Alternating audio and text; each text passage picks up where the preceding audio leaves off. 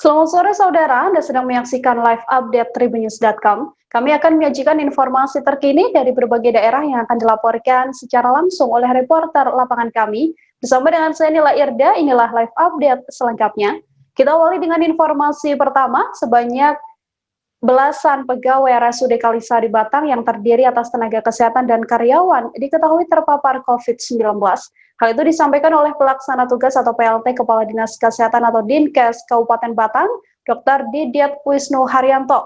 Belasan pegawai RSUD Kalisari Batang terkonfirmasi positif COVID-19 dan termasuk orang tanpa gejala atau OTG. Diduga belasan pegawai ini terpapar COVID-19 dari luar tempat kerja karena penerapan prokes di RSUD Kalisari Batang sangat ketat.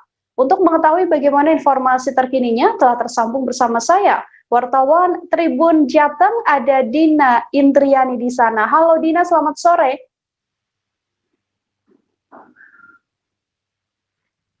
Dina, selamat sore. Iya, halo Nila, selamat sore. Dina, bisa diinformasikan untuk informasi banyaknya nakes, berapa jumlah nakes yang terpapar COVID-19 di Batang? Ya, jadi Nila, jika jumlahnya semuanya ada 38 tenaga kesehatan dan juga pegawai di Kabupaten Batang. Jadi 24 tenaga kesehatan di Puskesmas Subah dan juga terakhir ini 14 tenaga kesehatan di RSUD Kalisari Batang dan juga pegawai. Nila. Dina, kemudian terkait banyaknya nakes yang terkonfirmasi positif COVID-19, apa yang dilakukan Puskesmas hingga RSUD setelah mengetahui adanya paparan COVID-19 ini? Jadi memang ketika beberapa hari setelah adanya penemuan itu, setelah itu satu hari itu, dari pihak Bupati Batang, Wihaji langsung menginstruksikan Kepala Dinkes Kesehatan Batang untuk menutup pelayanan di Puskesmas Batang sementara, yaitu selama 3 hari.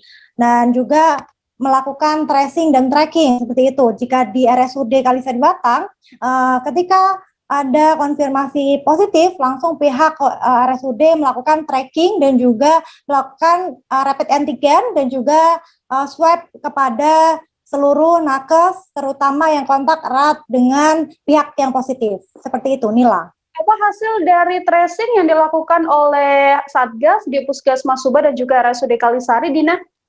Jadi menurut PLT Kadinkes Batang, Pak Didit, yaitu kalau dari hasil tracking di Puskesmas Subah, diketahui ada seorang tenaga kesehatan yang melakukan acara di luar kota dan itu diketahui terpapar COVID di Solo seperti itu. Kemudian menularkan tenaga kesehatan yang lainnya. Jika di RSUD Kalisari Batang dari kasih pelayanan medis Ibu Nur Hidayati mengatakan jika dari hasil tracking diketahui bahwa nakes itu terpapar dari luar karena dari pihak rumah sakit sendiri sangat melakukan ketat prokes seperti itu, Nila.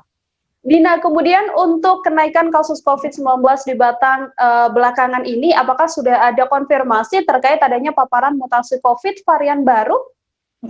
Jika dari pernyataan PLT Kadinkes Batang, Pak Didit, untuk varian baru Delta di Kabupaten Batang saat ini belum ditemukan, Mila.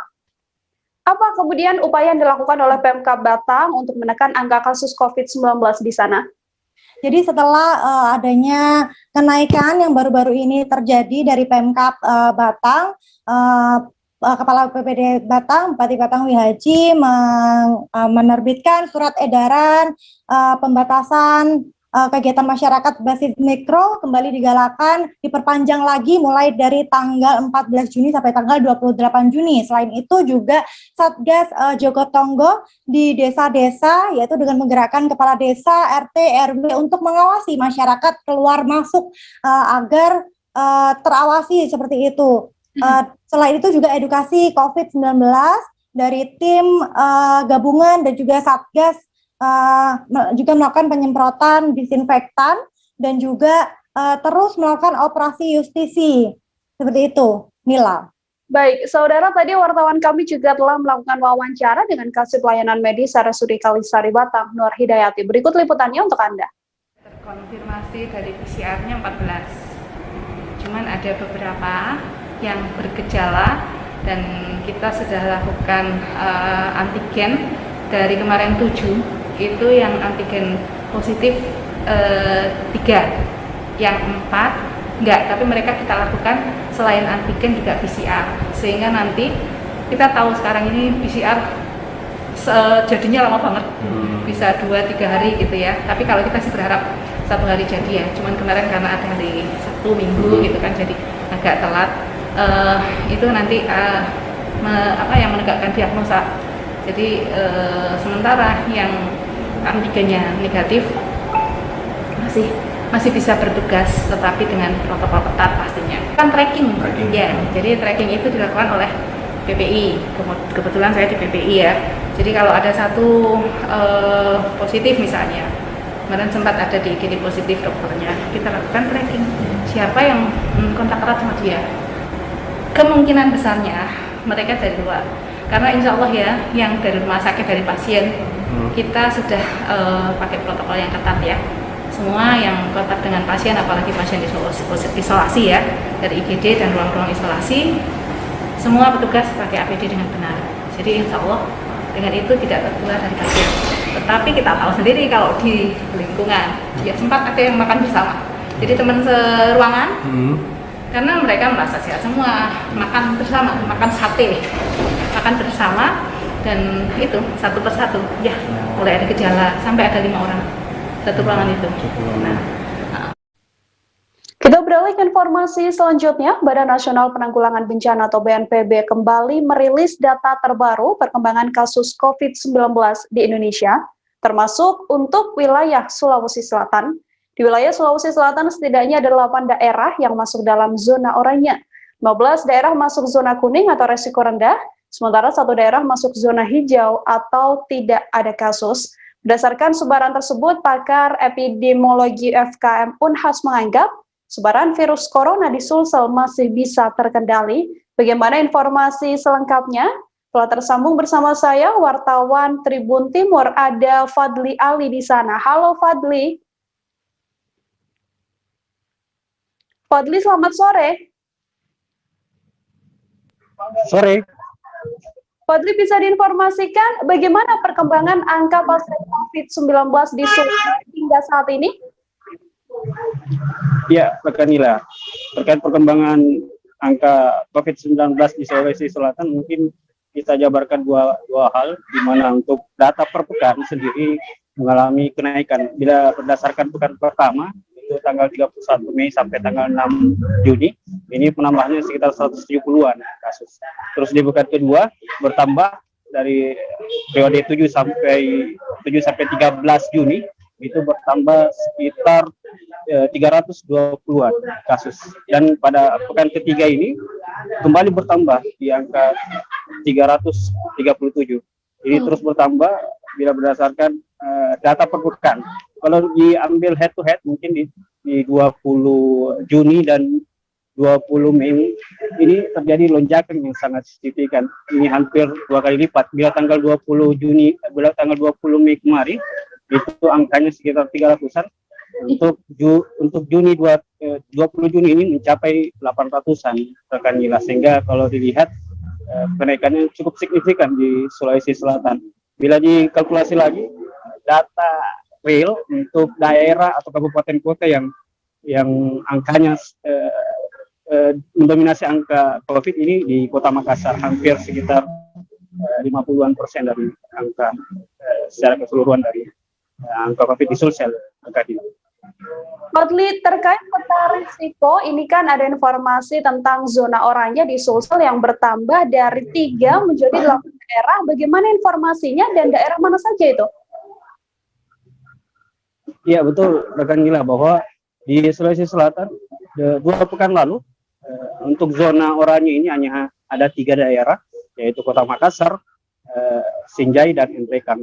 Namun pada pekan terakhir ini melihat di laman peta risiko COVID-19, jadi bertambah menjadi 8, dari 3 menjadi 8, jadi ada penambahan 5 daerah. 5 daerah itu selain yang 3 saya sebutkan tadi, ada Luwu Utara, terus ada di Goa, ada di Bantaeng, ada di Bulukumba, ada di Palopo dan terakhir di Selayar. Jadi jumlah zona oranye di Sulsel ini jadi 8 daerah, Kanila. Terkait hal ini, kemudian langkah yang dilakukan oleh Pemprov Sulsel sendiri merespon peningkatan seperti apa, Pak?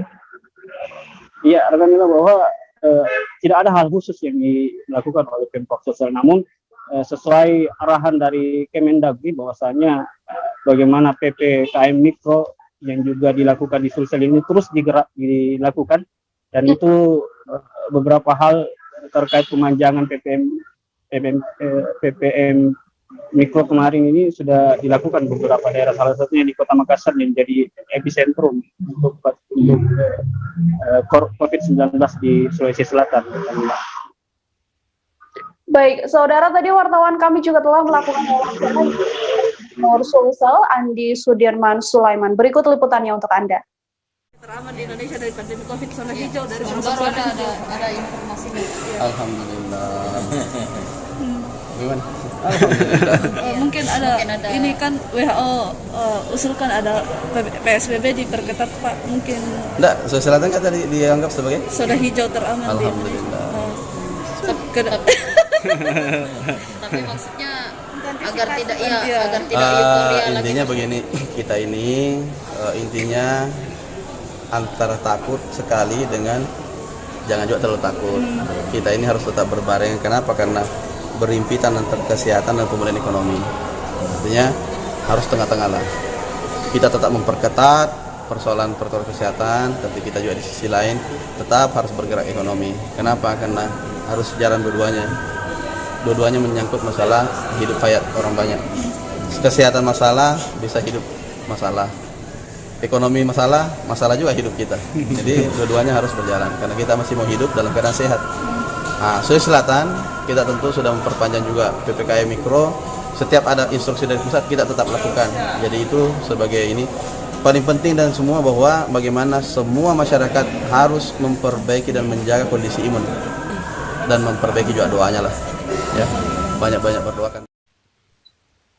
Kembali melonjaknya kasus COVID-19, saudara, juga berdampak pada pelaku kuliner di Jakarta. Sejumlah tempat kuliner di Jakarta terlihat sepi pengunjung hingga lebih banyak gerai yang tutup. Sejumlah pedagang bahkan mengaku gerai makanan mereka sudah sepi sejak awal pandemi COVID-19.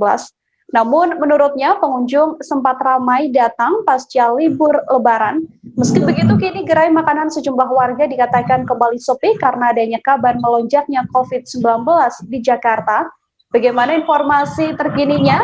Telah terhubung bersama saya wartawan tribunnews.com, ada Alvio Junio di sana. Vio, selamat sore. Halo, selamat sore Nila. Vio, bisa diinformasikan bagaimana kondisi terkini di tempat kuliner yang berada di Jakarta terkait pandemi COVID-19 yang saat ini kita tahu semakin melonjak?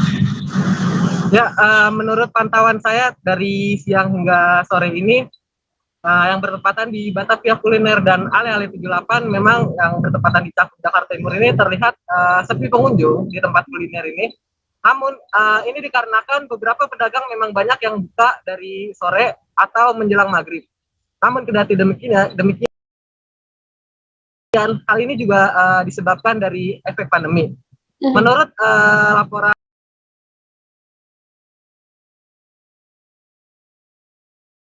dari beberapa pelaku kuliner, memang semenjak pandemi pendapatan ini tidak stabil. Hal itu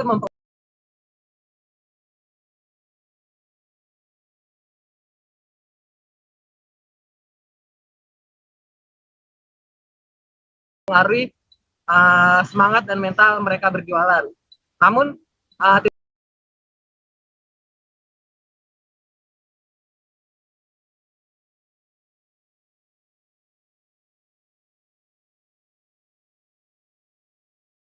tidak hanya itu, sekolah tatap muka juga mempengaruhi kehadiran pembeli-pembeli yang berada di tempat kuliner ini, karena mereka menyampaikan dengan tidak adanya sekolah ini, yang dulunya mereka pada nongkrong usai sekolah itu kan ramai. Nah, semenjak sekolah tidak ada tatap muka, jadi mereka lebih sepi dan hanya ramai pada malam hari. Vio, kemudian untuk penerapan protokol kesehatan di sana seperti apa yang mereka lakukan? Kalau yang saya lihat ya, mereka pengunjung tetap menerapkan protokol kesehatan, begitupun penjual mereka memakai masker dari penjual dan pembeli. Selain itu juga di setiap gerai juga menyediakan hand sanitizer. Bahkan penjual juga menyarankan untuk pengunjung ketika bertransaksi itu memakai hand sanitizer terlebih dahulu. Oke, Vio, kemudian terkait melonjaknya COVID-19 ini, apakah ada perbedaan dari pandemi sekarang dibandingkan dengan melonjaknya kasus sebelumnya? Kalau perbedaannya menurut mereka, para pelaku kuliner memang tepatnya pada pasca liburan lebaran itu mereka sempat ramai pengunjung. Namun ketika berita mengenai isu COVID-19 melonjak di DKI, memang dari sepekan ini sudah mengalami penurunan menurut mereka. Bahkan di Batavia Kuliner dan Ale-Ale 78 ini sebelumnya terdapat live musik tadinya. Namun dikarenakan kasus COVID-19 kembali melonjak, akhirnya live musik dan event-event yang lainnya kembali ditiadakan. Cuma untuk pada malam hari dan tepatnya malam minggu itu masih lumayan ramai menurut mereka. Lalu untuk strategi yang kemudian mereka lakukan di tengah pandemi COVID-19 ini seperti apa, Vio? Kalau semenjak pandemi ini mereka melakukan penjualan lewat aplikasi online. Selain itu juga menurut mereka juga ada sisi baiknya di pandemi ini karena mereka yang tadinya tidak open minded terhadap jual beli online, akhirnya mereka minded. Cuma nyatanya meskipun terjun di aplikasi online tersebut tetap tidak meramaikan kembali seperti sebelum pandemi. Jadi ya jika ada yang beli sehari itu bisa dihitung jari menurut mereka. Baik, terima kasih banyak Olivio Junior, wartawan Tribunnews.com melaporkan terkait bagaimana situasi terkini di tempat kuliner di wilayah Jakarta di tengah kabar melonjaknya COVID-19. Kami jeda sejenak, saudara. Setelah ini masih akan ada beragam informasi lain, tetap di live update. Oke, apa kabar Bang Arief di sini untuk strateginya? Kalau saya sendiri di Gimmick 37 ini yang semalam baru mulai, saya udah pas. Sebenarnya aku nggak ngerasa itu penangkapan atau penggerebegan atau apapun itu, karena gini loh, posisinya aku kriteria. Jadi kita mengenal disebut dengan stroke yang tidak berdarah dengan stroke yang berdarah. Stroke yang tidak berdarah itu biasanya ditandai dengan adanya penyumbatan. Kalau itu terjadi di sini mungkin pikirnya tidak ke situ kali ya, tapi kalau di Korea atau di Kamboja itu ada beberapa paper yang saya itu mas, ya dulunya tukang koran. Oh gitu ya, Tukang koran. Ya, saya baca itu Pak. Tuh kan, pernah baca kan? Ya. Jadi kalau saya jadi tanggal itu udah bersyukur banget. Si anak ini dijadikan sebagai tersangka begitu. Ya, kalau ini kita bicara yang di luar kasus Ngombo ya. Dengan nama hujan shower, di mana terdapat batas jelas antara daerah hujan dan tidak hujan yang biasanya terjadi pada fase awal mature stage atau tahap berbahaya dewasa. tuh Kang. Jadi mulai artinya terjadinya perlembekan. Nah itu untuk penetrasi akan sulit gitu ya. Dok, saya ini menurut saya memang tidak mudah, bukan urusan tanah diambil. Kalau misalnya Amerika Serikat sekarang, Rasulullah mengatakan di dalam sebuah hadis bahwa berpuasa di 6 hari Syawal itu. Oke, apa kabar Bang Arief di sini untuk strateginya? Kalau saya sendiri di Gimmick 37 ini yang semalam baru mulai, saya udah pas. Sebenarnya aku nggak ngerasa itu penangkapan atau penggerebegan atau apapun itu, karena gini loh, posisinya aku kriteria. Jadi kita mengenal disebut dengan stroke yang tidak berdarah dengan stroke yang berdarah. Stroke yang tidak berdarah itu biasanya ditandai dengan adanya penyumbatan. Kalau itu terjadi di sini mungkin pikirnya tidak ke situ kali ya, tapi kalau di Korea atau di Kamboja itu ada beberapa paper yang saya itu mas, ya dulunya tukang koran. Oh gitu ya, Tukang koran. Ya, saya baca itu Pak. Tuh kan, pernah baca kan? Ya. Jadi kalau saya jadi tanggal itu udah bersyukur banget. Si anak ini dijadikan sebagai tersangka begitu. Ya, kalau ini kita bicara yang di luar kasus Ngombo ya. Dengan nama hujan shower, di mana terdapat batas jelas antara daerah hujan dan tidak hujan yang biasanya terjadi pada fase awal mature stage atau tahap berbahaya dewasa. tuh Kang. Jadi mulai artinya terjadinya perlembekan. Nah itu untuk penetrasi akan sulit gitu ya. Dok, saya ini menurut saya memang tidak mudah, bukan urusan tanah diambil. Kalau misalnya Amerika Serikat sekarang, Rasulullah mengatakan dalam sebuah hadis bahwa berpuasa di 6 hari Syawal itu. Oke, apa kabar Bang Ariski di sini untuk strateginya? Kalau saya sendiri di Jumik 37 ini yang semalam baru mulai, saya udah pas. Sebenarnya aku nggak ngerasa itu penangkapan atau penggerbegan atau apapun itu, karena gini loh, posisinya aku Kriteria. Jadi kita mengenal disebut dengan stroke yang tidak berdarah dengan stroke yang berdarah. Stroke yang tidak berdarah itu biasanya ditandai dengan adanya penyumbatan. Kalau itu terjadi di sini mungkin pikirnya tidak ke situ kali ya, tapi kalau di Korea atau di Kamboja itu ada beberapa paper yang saya itu mas, ya dulunya tukang koran. Oh gitu ya. Tukang koran. Ya saya baca itu Pak. Tuh kan pernah baca kan? Ya. Jadi kalau saya jadi tanggal itu udah bersyukur banget. Anda masih menyaksikan live update bersama dengan saya, Nila Irda. Pengadilan Negeri Jakarta Pusat, Saudara, kembali menggelar sidang lanjutan perkara dugaan suap pengadaan bantuan sosial atau bansos COVID-19 atas terdakwa ex-Menteri Sosial Juliari Batubara. Sidang yang digelar hari ini beragendakan pemeriksaan saksi yang dihadirkan Jaksa Penuntut Umum pada Komisi Pemberantasan Korupsi atau JPU KPK, termasuk politisi Partai Demokrasi Indonesia Perjuangan atau PDI Perjuangan, yang sekaligus anggota DPR Ihsan Yunus. Bagaimana informasi selengkapnya?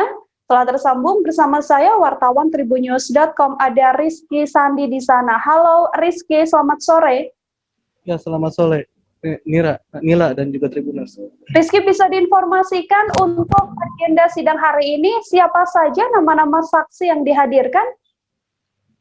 Ya, selamat sore, bisa dilaporkan pada sore hari ini Pengadilan Negeri Tindak Pidana Korupsi atau Tipikor kembali menggelar sidang lanjutan atas terdakwa ex-Menteri Juliari Batubara atas dugaan kasus dugaan suap pengadaan bantuan sosial COVID-19 begitu. Pada sidang hari ini ada 4 saksi yang sudah dihadirkan Jaksa Penuntut Umum dari KPK, yakni Mary, terus ada Chandra, dan juga ada ajudan pribadi, mantan ajudan pribadi dari ex-Mensos, yakni Eko Budi Santoso, dan ada satu politisi dari Partai Demokrasi Indonesia Perjuangan atau PDIP, yakni Ihsan Yunus begitu. Nila. Dalam persidangan hari ini, keterangan apa yang disampaikan oleh saksi Ihsan Yunus? Sandi, bisa diinformasikan? Ya, baik Nila. Jadi untuk keempat saksi ini keseluruhnya sudah diperiksa, sudah diminta keterangan oleh jaksa maupun dari tim kuasa hukum Juliari, serta dari majelis hakim. Tadi Ihsan Yunus bercerita tentang kedekatan dia dengan broker yang disebut oleh jaksa ini sebagai operatornya selama dia menjabat sebagai Wakil Ketua Komisi 8 DPR RI, yakni Agus Rio Gasmara. Kepada jaksa, si Ihsan Yunus ini mengatakan kalau Yogas ini meminta bantuannya untuk bisa mengadakan pengadaan bantuan sosial COVID begitu, Nila. Tidak banyak yang disampaikan oleh Ihsan Yunus karena terlihat sekali dia masih masih belum bisa mengungkapkan keseluruhannya secara gamblang gitu. Nila. Untuk update terkininya seperti apa, Rizky? Apakah persidangan masih berlangsung atau sudah selesai dilaksanakan? Untuk saat ini sidang masih berlangsung, Nila. Cuma tadi majelis hakim men-skors untuk menghadirkan satu lagi saksi, yakni Hotma Sitompul gitu. Namun Hotma dihadirkan melalui tayangan online atau melalui sidang virtual karena yang bersangkutan berhalangan hadir ke Pengadilan Negeri Tipikor. Untuk skorsnya sendiri akan dilanjutkan lagi nanti sekitar pukul 17 gitu, Nila. Selain agenda persidangan, Rizky, kemudian adakah kegiatan lain di Pengadilan Tipikor ini terkait kasus dugaan korupsi? Ya, jadi pagi tadi sekitar pukul 11 ada perwakilan dari masyarakat yang mengaku bahwa dirinya menjadi korban atas dugaan kasus korupsi ini menyambangi Pengadilan Tipikor begitu. dia didampingi oleh Lembaga Bantuan Hukum sebagai kuasa hukumnya Lembaga Bantuan Hukum Jakarta dan juga ICW dan YLBHI. Jumlah dari keseluruhan masyarakat yang hadir ini ada sekitar 18 orang gitu. Mereka menuntut untuk Menteri Juliari Batubara mengganti bansosnya begitu, karena dia menilai bansos yang diberikan Juliari selama tiga periode maksud saya 3 putaran itu dinilai tidak layak begitu nilai. Jadi dia meminta Menteri Juliari untuk menggantinya sekitar 300 untuk 1 kali putaran gitu. Baik, terima kasih banyak Rizky Sandi, wartawan Tribunnews.com atas laporan Anda. Selamat bertugas kembali. Rizky Sandi melaporkan saudara terkait sidang kasus suap penyaluran bansos yang menjerat ex-Menteri Sosial Juliari Batubara. Kita beralih ke informasi selanjutnya. Satreskrim Polresta Balikpapan, Jatan Ras Ditreskrim Mumpolda Kaltim dan juga Satreskrim Polres Samarinda telah meringkus tersangka tindak penipuan berinisial DW yang berusia 34 tahun. DW sendiri diringkus kepolisian lantaran melakukan aksi penipuan yang menyebabkan kerugian relatif fantastis yakni 800 juta rupiah. Pengungkapan kasus ini dilakukan setelah Polresta Balikpapan menerima laporan dari korban yang mengaku menjadi korban yang bersangkutan. Dari penangkapan ini, pihak kepolisian juga telah mengamankan sejumlah barang bukti. Bagaimana informasi terkininya? Tersambung bersama saya, wartawan Tribun Kaltim, ada Muhammad Zain di sana. Halo Zain, selamat sore. Selamat sore Nila. Zain, bisa diinformasikan untuk modus dari pelaku melakukan aksi penipuan ini seperti apa? Baik, terima kasih Nila. Jadi kalau untuk modusnya sendiri dari tersangka yang berinisial DW, ini dia melakukan profiling atau mencari nomor kontak dari sosial media anak korban seperti itu. Kemudian dari tersangka menghubungi si anak korban dan kemudian mengaku dari temannya si korban atau orang tua si anak tadi yang dimiliki nomor handphonenya. Kemudian dari tersangka itu menghubungi anak dan mengatakan bahwa dia adalah teman. Kemudian mengatakan kepada anak korban bahwa ingin melakukan prank atau memberikan kejutan dengan cara barang-barang berharga dari korban seperti itu. Kemudian selanjutnya dari korban sendiri, dari anak korban kemudian mengiyakan begitu saja permintaan dari tersangka, dan selanjutnya dari korban, dari tersangka meminta anak korban untuk mengirimkan barang-barang berharga tersebut dikemas menggunakan bungkus kado dan selanjutnya dikirim ke alamat pelaku seperti itu.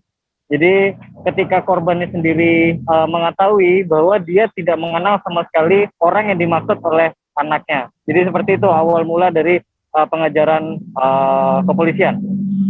Zain, apakah aksi pelaku ini dilakukan seorang diri atau ada dugaan pelaku ini melakukan aksinya bersama dengan orang-orang lain?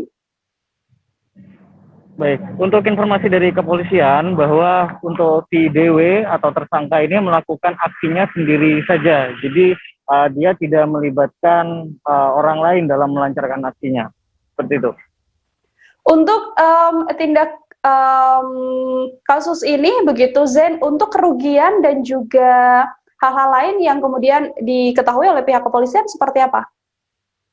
Baik, kalau dari pihak kepolisian sendiri mengamankan beberapa barang bukti yang belum dijual oleh tersangka, itu seperti perhiasan-perhiasan, kemudian 2 unit ponsel, dan uang tunai yang ada di dalam berangkas korban.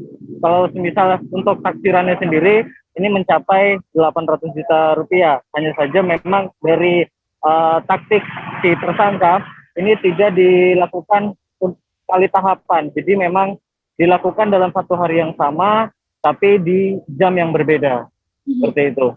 Zain, kemudian untuk tersangka sendiri, bagaimana kronologi penangkapan tersangka ini? Baik, kalau untuk kronologi penangkapan, jadi dari Satreskrim Polresta Balikpapan ini bekerja sama dengan Polresta Samarinda dan Polda Kalimantan Timur, karena memang ada dugaan bahwa tersangka ini melarikan diri ke Samarinda. Tapi untuk kelanjutannya setelah ditelusuri baik itu dari transaksi yang digunakan oleh tersangka, dibenarkan bahwa tersangka berada di Samarinda. Jadi setelah dilakukan pengejaran dari tersangka ini tidak melakukan perlawanan seperti itu, kemudian langsung ditangkap dan dibawa ke Balikpapan untuk dilakukan proses hukum. Apa kemudian ancaman hukuman yang disangkakan oleh pihak kepolisian pada tersangka? Baik, kalau untuk kepolisian sendiri melayangkan pasal 378 KUHP, di mana untuk ancaman hukumannya sendiri ini paling lama 4 tahun penjara, Nila.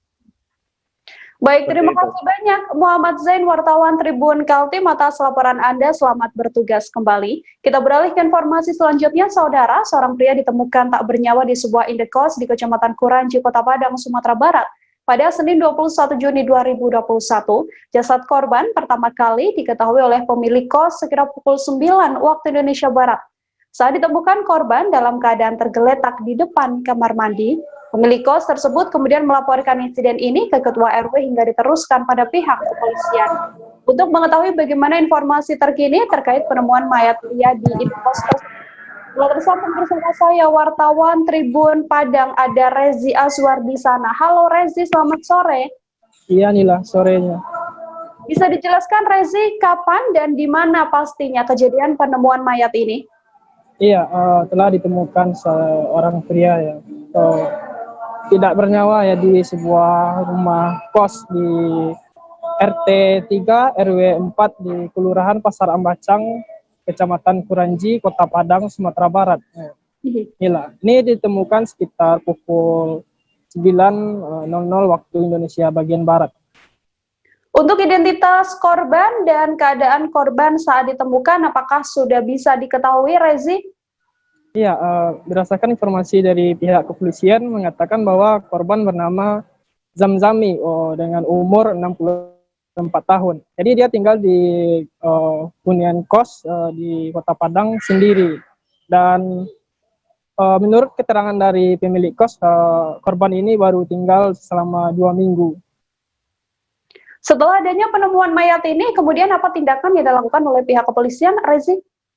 Iya, menurut kepolisian, korban ditemukan pertama kali oleh pemilik kos dan selanjutnya pemilik kos melaporkan ke Ketua Pemuda dan selanjutnya juga ke Ketua RT dan ke Babin Kaptimas setempat. Dan lalu datang Polsek setempat yaitu Polsek Kuranji dan tim identifikasi dari Polresta Padang. Selanjutnya pihak kepolisian membawa korban ke Rumah Sakit Bayangkara Padang dan untuk dilakukan visum keluar. Artinya hingga saat ini apakah sudah diketahui dugaan sementara penyebab kematian dari jasad pria tersebut? Iya, berdasarkan keterangan dari pihak kepolisian, di tubuh korban tidak ada ditemukan luka atau adanya terkena senjata tajam atau luka lebam. Dan untuk pihak keluarga sudah mengikhlaskan kepergian korban dan akan segera dimakamkan. Inilah. Baik, saudara, tadi wartawan kami juga telah melakukan wawancara dengan Kanit 2 SPK Polresta Padang, Ibda Dwi Jatmiko. Berikut liputannya untuk Anda. Zamzami, kita umur 64 tahun, pensiunan PNS. Zamzami umur sekitar 64 tahun, pensiunan PNS. Setelahnya dibawa kemana? Setelah itu kita bawa ke Rumah Sakit Bayangkara, dilakukan visum dan didampingi pihak keluarga karena pihak keluarga tidak bersedia untuk dilakukan visum karena sudah ikhlas atas kematian dari korban Zamzami sebagai orang tuanya, dengan ikhlas menerima. Kemudian rencananya akan dibawa ke rumah untuk disemayamkan. Ada ditemui tanda-tanda penganiayaan atau gimana? Tidak, karena informasi dari korban bahwa yang bersangkutan sudah lama sakit karena ditemukan juga di kamarnya obat-obat. Informasinya sakit lambung dan darah tinggi. Itu memang sendiri tinggal di situ atau gimana? Ya, memang sendiri. Jadi bersangkutan kontrak atau kos di tempat yang sekarang di tempat lokasi sekarang. Kami akan kembali seusai jeda, saudara, tetap di live update. Oke, apa kabar Bang Arifki di sini untuk strateginya? Kalau saya sendiri di Game Week 37 ini yang semalam baru mulai, saya udah sebenarnya aku nggak ngerasa itu penangkapan atau penggerebegan atau apapun itu, karena gini loh, posisinya aku kriteria. Jadi kita mengenal disebut dengan stroke yang tidak berdarah dengan stroke yang berdarah. Stroke yang tidak berdarah itu biasanya ditandai dengan adanya penyumbatan. Kalau itu penyumbatan di sini mungkin pikirnya tidak ke situ kali ya, tapi kalau di Korea atau di Kamboja itu ada beberapa paper yang saya itu mas, ya dulunya tukang koran. Oh gitu ya, Tukang koran. Ya, saya baca itu Pak. Tuh kan pernah baca kan? Jadi kalau saya jadi tanggal itu udah bersyukur banget. Si anak ini dijadikan sebagai tersangka begitu. Ya, kalau ini kita bicara yang di luar kasus Sebong Ombo ya. Dengan nama hujan shower, di mana terdapat batas jelas antara daerah hujan dan tidak hujan yang biasanya terjadi pada fase awal mature stage atau tahap Berbahaya dewasa. itu Kang. Jadi mulai artinya terjadinya perlembekan. Nah itu untuk penetrasi akan sulit gitu ya. Dok, saya ini menurut saya memang tidak mudah, bukan urusan tanah diambil. Kalau misalnya Amerika Serikat sekarang, Rasulullah mengatakan dalam sebuah hadis bahwa berpuasa di 6 hari Syawal itu. Oke, apa kabar Bang Arifki di sini untuk strateginya? Kalau saya sendiri di Game Week 37 ini yang semalam baru mulai, saya udah sebenarnya aku nggak ngerasa itu penangkapan atau penggerebegan atau apapun itu, karena gini loh, posisinya aku kriteria. Jadi kita mengenal disebut dengan stroke yang tidak berdarah dengan stroke yang berdarah. Stroke yang tidak berdarah itu biasanya ditandai dengan adanya penyumbatan. Kalau itu penyumbatan di sini mungkin pikirnya tidak ke situ kali ya, tapi kalau di Korea atau di Kamboja itu ada beberapa paper yang saya itu mas, ya dulunya tukang koran. Oh gitu ya, Tukang koran. Ya, saya baca itu Pak. Tuh kan pernah baca kan? Ya. Jadi kalau saya jadi tanggal itu udah bersyukur banget. Si anak ini dijadikan sebagai tersangka begitu. Ya, kalau ini kita bicara yang di luar kasus Sebong Ombo ya. Dengan nama hujan shower, di mana terdapat batas jelas antara daerah hujan dan tidak hujan yang biasanya terjadi pada fase awal mature stage atau tahap Berbahaya dewasa. itu Kang. Jadi mulai artinya terjadinya perlembekan. Nah itu untuk penetrasi akan sulit gitu ya. Dok, saya ini menurut saya memang tidak mudah, bukan urusan tanah diambil. Kalau misalnya Amerika Serikat sekarang, Rasulullah mengatakan dalam sebuah hadis bahwa berpuasa di 6 hari Syawal itu. Oke, apa kabar Bang Arifki di sini untuk strateginya? Kalau saya sendiri di Game Week 37 ini yang semalam baru mulai, saya udah sebenarnya aku nggak ngerasa itu penangkapan atau penggerebegan atau apapun itu, karena gini loh, posisinya aku kriteria. Jadi kita mengenal disebut dengan stroke yang tidak berdarah dengan stroke yang berdarah. Stroke yang tidak berdarah itu biasanya ditandai dengan adanya penyumbatan. Kalau itu penyumbatan di sini mungkin pikirnya tidak ke situ kali ya, tapi kalau di Korea atau di Kamboja itu ada beberapa paper yang saya itu mas, ya dulunya tukang koran. Oh gitu ya, Tukang koran. Ya, saya baca itu Pak. Tuh kan pernah baca kan? Ya. Jadi kalau saya jadi tanggal itu udah bersyukur banget. Si anak ini dijadikan sebagai tersangka begitu.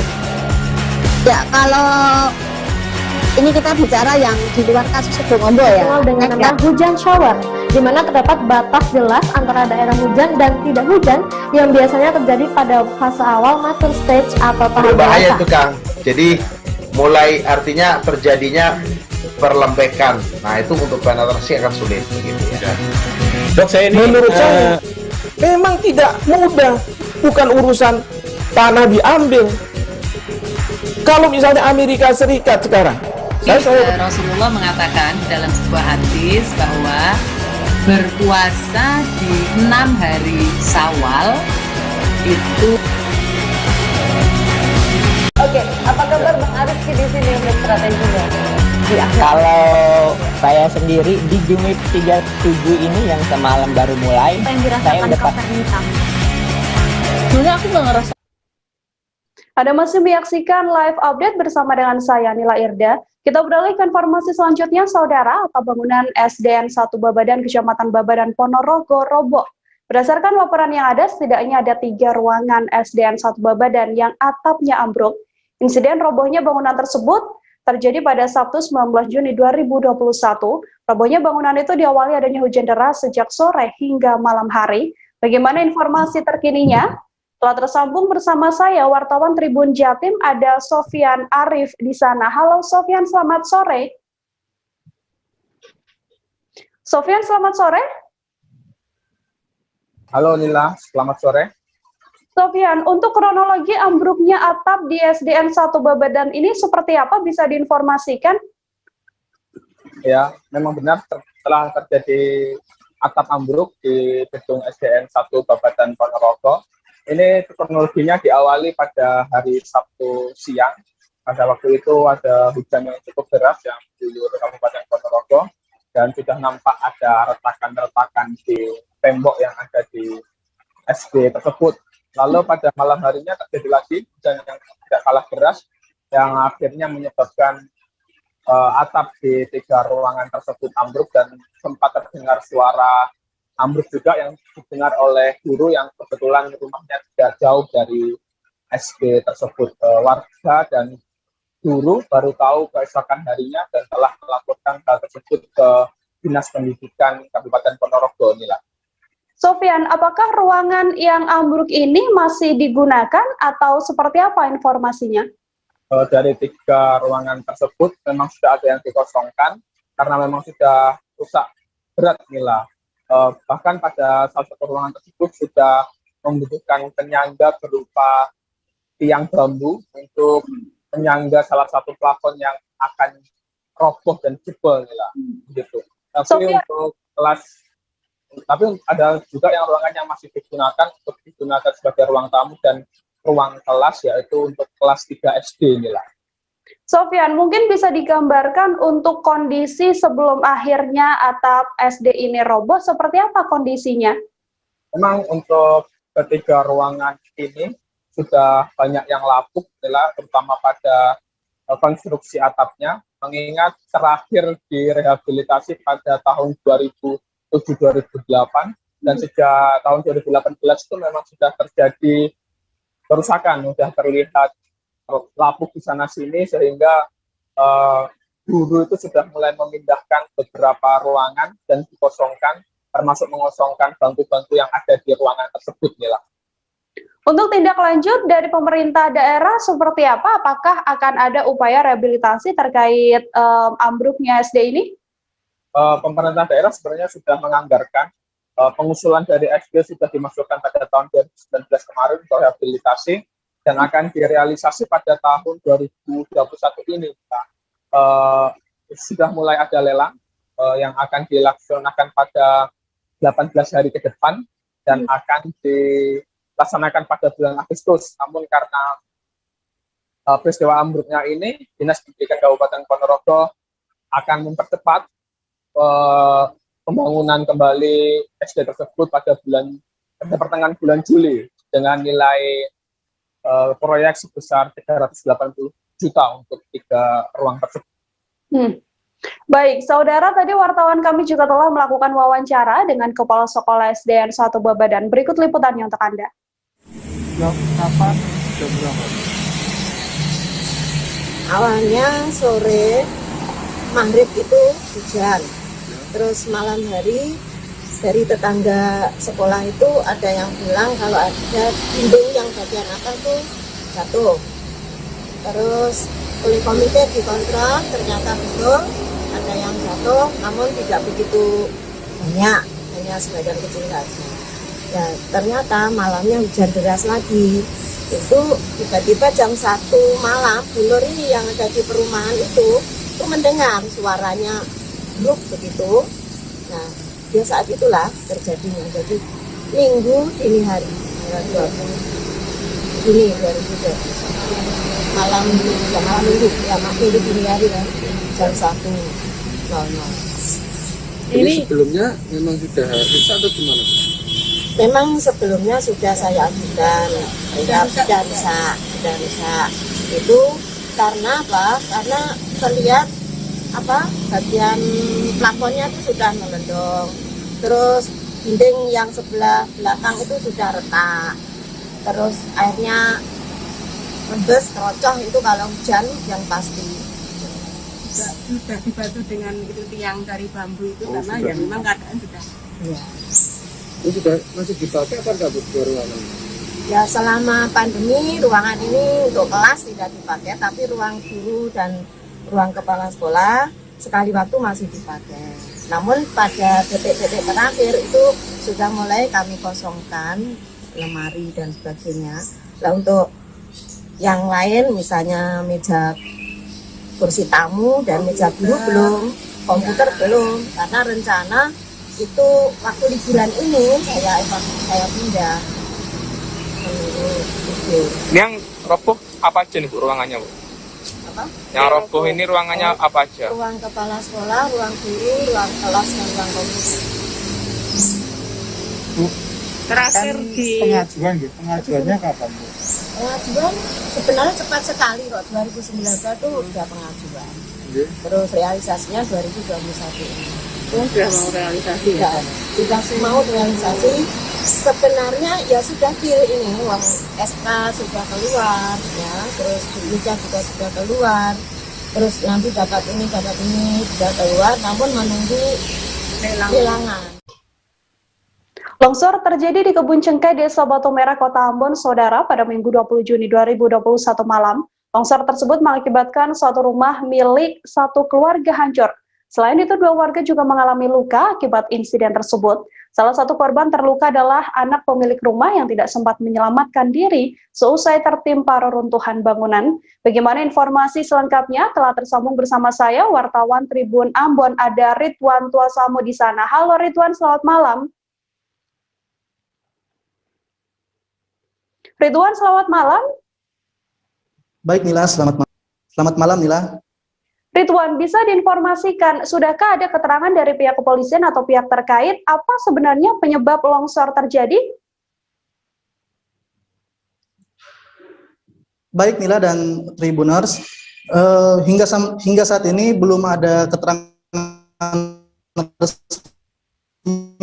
dari pihak kepolisian maupun pemerintah setempat bagaimana lokasi setempat, warga maupun malam sekitar pukul 23:45 waktu Indonesia Timur dikarenakan hujan deras dan angin kencang ya yang cukup mengguyur wilayah Kota Ambon selama beberapa saat. Ridwan, apakah ada korban jiwa akibat longsor tersebut? Kemudian bagaimana kondisi dari keluarga yang terdampak?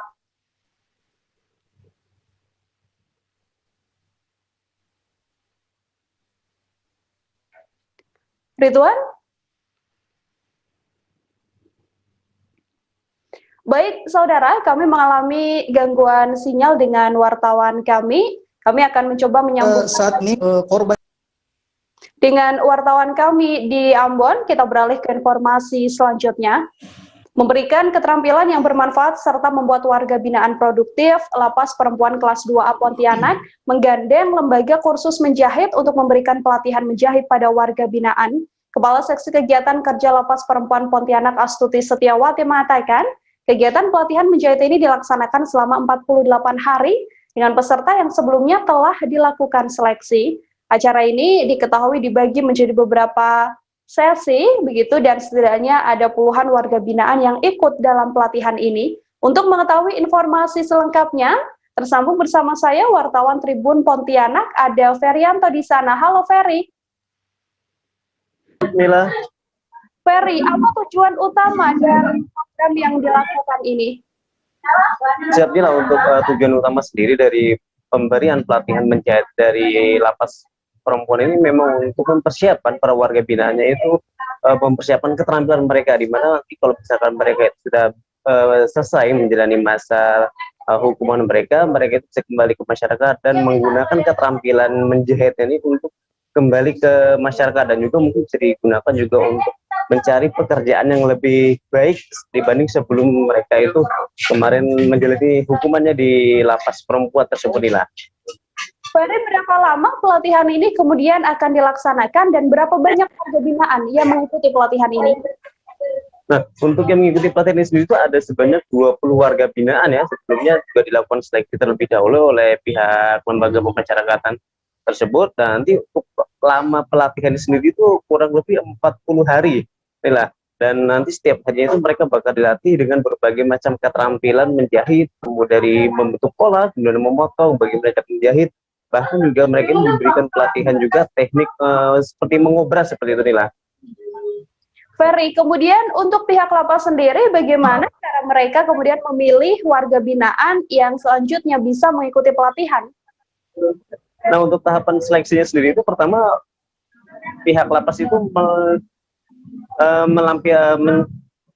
memberikan angket ya kepada para warga binaan. Ada puluhan warga binaan memberikan angket minat bakat, mereka kemudian formulir tersebut. Nah, nanti kemudian dari jumlah yang mengembalikan tersebut juga bakal dilakukan sesi wawancara terhadap para warga binaan yang sudah mengembalikan formulir tersebut. Nanti dari hasil sesi wawancara itu diketahui minat bakat mereka, walaupun dari warga binaan ini tidak berbakat, tapi pada saat sesi wawancara itu dilihat dari pihak lapas atau yang melakukan wawancara ini yang bersangkutan itu memiliki minat yang kuat, maka yang bersangkutan itu bisa diikutkan untuk mengikuti pelatihan menjahit ini Ferry, terkait tanggapan dari warga binaan setelah mereka mengikuti pelatihan? Nah, dari warga binaan sendiri tanggapannya sangat beragam, tapi dari kedua puluh warga binaan yang mengikuti pelatihan sendiri mereka menyambut baik dan sangat mengapresiasi dari lapas yang memberikan pelatihan ini. Nah, karena tadi ada juga satu warga binaan yang saya wawancara terhadap yang bersangkutan itu menyampaikan bahwa ini merupakan kali pertamanya dia itu mengikuti pelatihan menjahit. Sebelumnya dia ini sudah menjalani hukuman selama 4 tahunnya di lapas perempuan karena terkait kasus narkoba, dan di luar sana dia itu memang tidak memiliki keterampilan sama sekali ya, terlebih menjahit dan berpikir pun tidak. Nah, dengan dia di dalam lapasnya ada hikmah yang diambil selain menjadi pribadi yang lebih baik dan juga mendapatkan keterampilan yang baru seperti menjahit ini Nanti dia pun berencana bahwa nantinya setelah bebas kemudian memang berencana juga untuk mengembangkan keterampilannya ini untuk melanjutkan kehidupan yang lebih baik lagi. Baik, saudara, tadi wartawan kami juga telah melakukan wawancara dengan Kepala Seksi Kegiatan Kerja Lapas Perempuan Kelas 2A Pontianak, Astuti Setiawati. Berikut liputannya untuk Anda.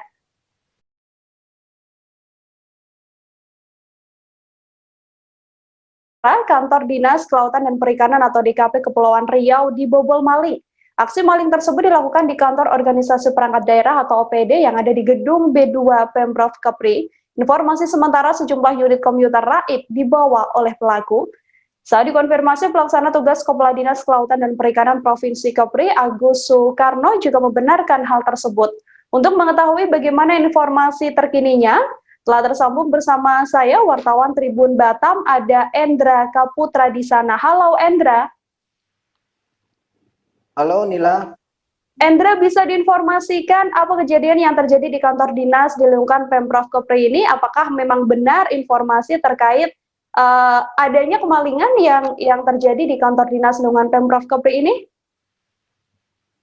Ya, baik Nila, dapat diinformasikan bahwa tadi pagi kita menerima informasi dari pegawai di lingkungan pemerintah Provinsi Kepulauan Riau telah terjadi kemalingan dari salah satu organisasi perangkat daerah atau OPD di lingkungan pemerintah Provinsi Kepulauan Riau, yakni dinas terkait tersebut Dinas Kelautan dan Perikanan yang terletak di gedung B2. Dan dari konfirmasi yang kita lakukan kepada pelaksana tugas Kepala Dinas DKP Provinsi Kepulauan Riau, Bapak Agus Soekarno, membenarkan hal itu, dan sejauh ini memang pihaknya sedang memerintahkan pegawainya untuk melihat dari rekaman CCTV, Nila. Dari hasil rekaman CCTV tersebut, kemudian apakah sudah diketahui barang-barang apa saja yang dibawa oleh pelaku? Nah, dari sejauh ini konfirmasi masih kita terus lakukan. Sampai saat ini pihak dinas terkait masih melakukan atau melihat rekaman CCTV tersebut. Karena dari pernyataan yang disampaikan bahwa kejadian ini baru diketahui tadi pagi saat pegawai baru masuk kerja rutin pagi hari. Adakah kantor lain yang kemudian disatroni oleh para pelaku ini? Apakah sudah ada informasinya? Ya, baik Nila, untuk informasi yang kita terus update di lapangan bahwa beberapa petugas atau petugas Satpol PP atau pegawai di sekitar lingkungan pemerintah provinsi menyatakan bahwa memang beberapa waktu lalu ada 3 OPD yang juga ikut menjadi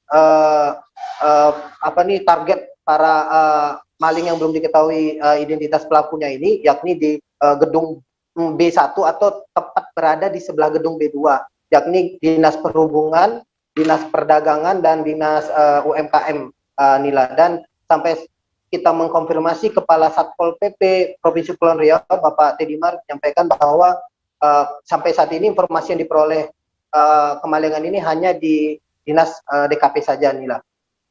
Oke, Endra, kemudian upaya apa dari pejabat di kantor dinas tersebut untuk mengungkap aksi pelaku? Ya, baik. Dari pernyataan yang disampaikan oleh PLT DKP Pak Agus Soekarno menyampaikan setelah melihat nanti rekaman CCTV dan melihat memang benar ada orang yang atau pelaku yang masuk mengambil barang di kantor tersebut, dia akan melaporkan kepada pihak berwajib. Namun memang sampai sejauh ini kita mengkonfirmasi wilayah hukum Polsek Bestari, karena masuk wilayah Kecamatan Bukit Bestari Kota Tanjung Pinang sendiri, itu belum ada respon dari pihak itu. Dan kita juga sudah berupaya mengkonfirmasi ke Polres Tanjung Pinang, juga masih belum ada konfirmasi dari pihak berwajib, Nila. Baik, terima kasih banyak Endra atas laporan Anda. Selamat bertugas kembali. Kita jeda sejenak, saudara. Setelah ini masih akan ada informasi lain yang kami hadirkan untuk Anda. Tetap di live update. Oke, apa kabar Bang Arif di sini untuk strateginya?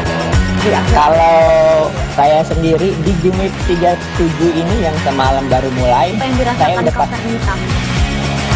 sebenarnya aku nggak ngerasa itu penangkapan atau penggerbegan atau apapun itu, karena gini loh, posisinya kriteria.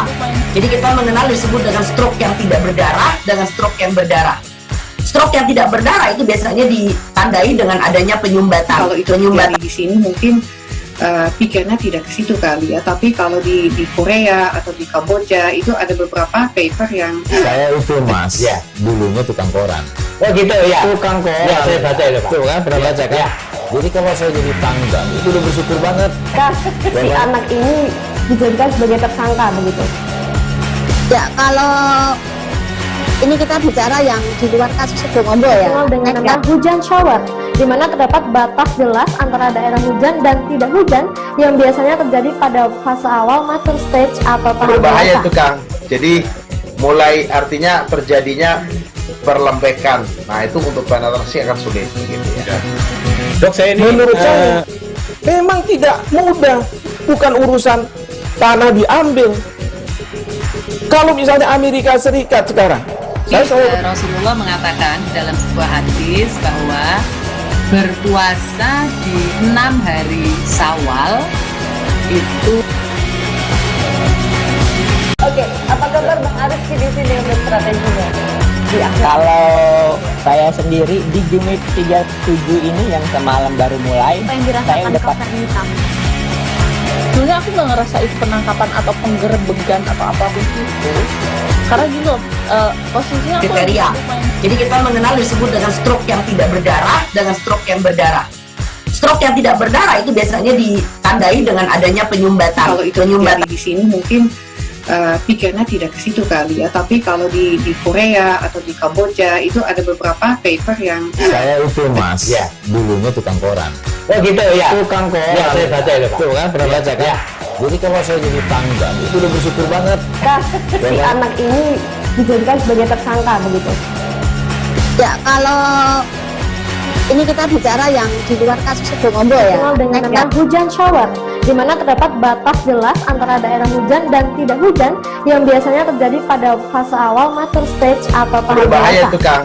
Jadi mulai artinya terjadinya perlembekan. Nah itu untuk penetrasi akan sulit. Gitu ya. Dok, saya ini menurut saya memang tidak mudah, bukan urusan tanah diambil. Kalau misalnya Amerika Serikat sekarang, Rasulullah mengatakan dalam sebuah hadis bahwa berpuasa di 6 hari Syawal itu. Oke, apa kabar Bang Arif di sini untuk strateginya? Kalau saya sendiri di Jumit 37 ini yang semalam baru mulai, saya udah sebenarnya aku nggak ngerasa itu penangkapan atau penggerbegan atau apapun itu, karena gini loh, posisinya aku kriteria. Jadi kita mengenal disebut dengan stroke yang tidak berdarah dengan stroke yang berdarah. Stroke yang tidak berdarah itu biasanya ditandai dengan adanya penyumbatan. Kalau itu terjadi di sini mungkin pikirnya tidak ke situ kali ya, tapi kalau di Korea atau di Kamboja itu ada beberapa paper yang saya itu Mas, ya dulunya tukang koran. Oh gitu ya, Tukang koran. Ya, saya baca itu Pak. Tuh kan, pernah baca kan? Ya. Jadi kalau saya jadi tangga itu udah bersyukur banget. Si anak ini dijadikan sebagai tersangka begitu. Ya, kalau ini kita bicara yang di luar kasus Situbondo ya, dengan hujan shower, di mana terdapat batas jelas antara daerah hujan dan tidak hujan yang biasanya terjadi pada fase awal master stage atau tahap Berbahaya dewasa. itu Kang. Jadi mulai artinya terjadinya perlembekan. Nah itu untuk penetrasi akan sulit. Gitu ya. Dok, saya ini menurut saya memang tidak mudah, bukan urusan tanah diambil. Kalau misalnya Amerika Serikat sekarang, Rasulullah mengatakan dalam sebuah hadis bahwa berpuasa di 6 hari Syawal itu. Oke, apa kabar Bang Arif di sini untuk strateginya? Kalau saya sendiri di Jumit 37 ini yang semalam baru mulai, saya udah sebenarnya aku nggak ngerasa itu penangkapan atau penggerbegan atau apapun itu, karena gini loh, posisinya aku kriteria. Jadi kita mengenal disebut dengan stroke yang tidak berdarah dengan stroke yang berdarah. Stroke yang tidak berdarah itu biasanya ditandai dengan adanya penyumbatan. Kalau itu terjadi di sini mungkin pikirnya tidak ke situ kali ya, tapi kalau di Korea atau di Kamboja itu ada beberapa paper yang saya itu Mas, ya dulunya tukang koran. Anda masih menyaksikan live update bersama dengan saya Nila Irda, saudara. Kita lanjutkan informasi dari Ambon. Longsor terjadi di Kebun Cengkeh, Desa Batu Merah, Kota Ambon pada Minggu 20 Juni 2021 malam. Longsor tersebut mengakibatkan satu rumah milik satu keluarga hancur. Selain itu, 2 warga juga mengalami luka akibat insiden tersebut. Untuk mengetahui informasi selengkapnya telah tersambung bersama saya, wartawan Tribun Ambon, ada Ridwan Tuasamu di sana. Halo, selamat malam Ridwan. Selamat malam Nila. Ridwan, bisa dijelaskan apa yang kemudian menyebabkan adanya longsor ini? Baik Nila dan Tribuners, longsor yang terjadi di kawasan Kebun Cengkeh, Desa Batu Merah, Kota Ambon disebabkan oleh hujan dengan intensitas tinggi yang mengguyur Kota Ambon beserta angin kencang pada Minggu malam. Tepatnya di pukul 12.45 longsor terjadi. Ridwan, adakah korban akibat longsor ini? Kemudian bagaimana kondisi dari keluarga yang terdampak? Baik, longsor tersebut cukup berat ya dan mengakibatkan 2 orang terluka yang merupakan anak dari pemilik rumah dan sepupunya, yaitu Rifki Fauzi Solisa dan Akbar Eli yang mengalami luka memar cukup berat pada sekujur tubuhnya dan patah tulang pada bagian sebelah kanan. Korban kemudian dilarikan ke rumah sakit setempat ya oleh warga sekitar, dan kondisi keluarga korban hingga saat ini terpantau masih cukup syok ya akibat bencana tersebut.